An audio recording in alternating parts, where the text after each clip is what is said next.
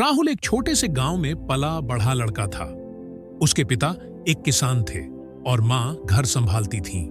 बचपन से ही राहुल के मन में एक सपना था, बड़ा आदमी बनने का, अपनी पहचान बनाने का।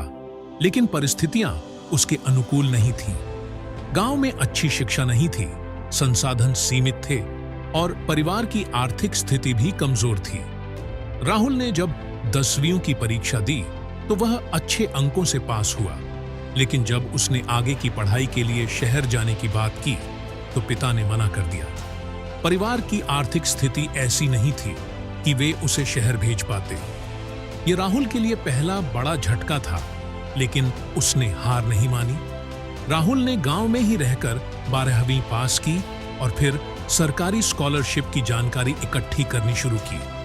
कई प्रयासों के बाद उसे एक कॉलेज में दाखिला मिल गया, जहां उसकी ट्यूशन फीस माफ हो गई। लेकिन पढ़ाई के साथ साथ उसे अपनी जरूरतों को पूरा करने के लिए पार्ट टाइम नौकरी करनी पड़ी। कॉलेज में आते ही राहुल को महसूस हुआ कि वह बाकी छात्रों से बहुत पीछे है। उसकी अंग्रेजी कमजोर थी, कंप्यूटर का ज्यादा ज्ञान नहीं था और बड़े शहर के माहौल में वह खुद को अलग थलग महसूस करता था।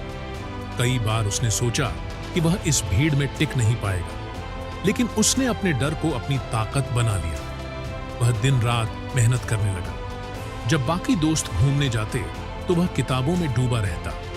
जब कोई उसका मजाक उड़ाता तो वह उसे अपनी प्रेरणा बना लेता। धीरे धीरे उसकी मेहनत रंग लाने लगी। कॉलेज के अंतिम वर्ष में उसे एक बड़ी कंपनी में इंटरव्यू के लिए बुलाया गया। यह उसके जीवन का सबसे महत्वपूर्ण अवसर था। राहुल इंटरव्यू में गया, लेकिन उसे नौकरी नहीं मिली। यह उसके लिए बहुत बड़ा झटका था।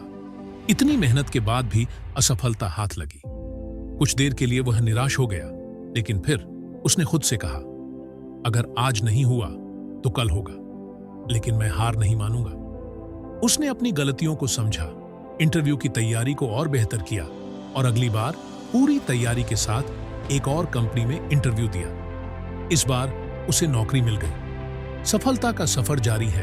पहली नौकरी से राहुल ने सीखा कि सफलता एक यात्रा है, मंजिल नहीं। उसने और मेहनत की, नई स्किल्स सीखी और कुछ सालों बाद अपनी खुद की कंपनी शुरू की। आज राहुल एक सफल उद्यमी है, जिसने अपनी मेहनत और संघर्ष से अपनी पहचान बनाई। अब वह अपने गांव के बच्चों को पढ़ाई के लिए प्रेरित करता है और उनकी मदद करता है।